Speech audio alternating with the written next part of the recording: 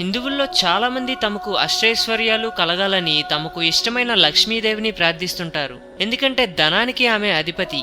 ఎవరికి ఐశ్వర్యం సిద్ధించాలన్నా ఆమె అనుగ్రహంతోనే అది జరుగుతోంది. కనుకే చాలా మంది లక్ష్మిని ప్రార్థిస్తారు.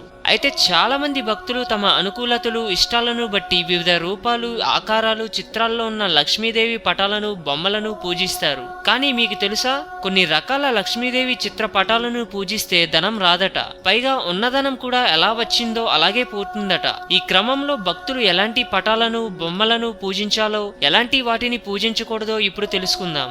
1. గుడ్లగూబ తెలుసుగా, దానిపై లక్ష్మీదేవి కూర్చున్నట్లుగా ఉండే బొమ్మను పూజించకూడదట. దీంతో అంతా అశుభమే జరుగుతుందట. ధనం వచ్చింది వచ్చినట్లు పోతుందట. 2. తామర పువ్వుపై లక్ష్మీదేవి నిల్చొని ఉన్న ఫోటో కాకుండా కూర్చున్నట్లుగా ఉన్న ఫోటోను పూజించాలట. దీంతో అంతా శుభమే జరుగుతుందట, ఐశ్వర్యం సిద్ధిస్తుందట. 3. గరుత్మంతునిపై విష్ణువుతో పాటు లక్ష్మీదేవి కూర్చొని ఉన్న ఫోటోను పూజించినా మిక్కిలిగా ధనం లభిస్తుందట. 3.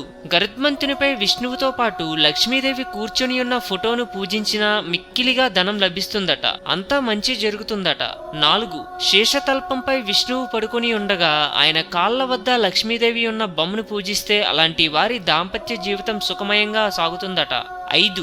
కుబేరుని విగ్రహం లేదా ఫోటోను ఇంట్లో పెట్టుకుంటే దాంతో లక్ష్మీదేవి సంతృప్తి చెంది ఆ ఇంట్లోని వారికి ఐశ్వర్యాలను కలిగిస్తుందట.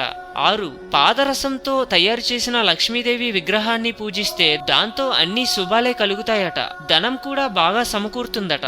7. దీపావళి రోజున స్ఫటిక శ్రీయంత్రాన్ని ఒక ఎర్రని వస్త్రంలో చుట్టి దాన్ని మీ మనీ లాకర్లో పెట్టాలి. దీంతో ఆ ఇంట్లో అంతా శుభమే జరుగుతోంది. 8. లక్ష్మీ పూజ చేసేటప్పుడు తులసి ఆకులు, ధూపం, దివ్వెలు, పువ్వులను ఎక్కువగా వాడి పూజ చేయాలట. దీంతో అనుకున్నది జరుగుతుందట. 9.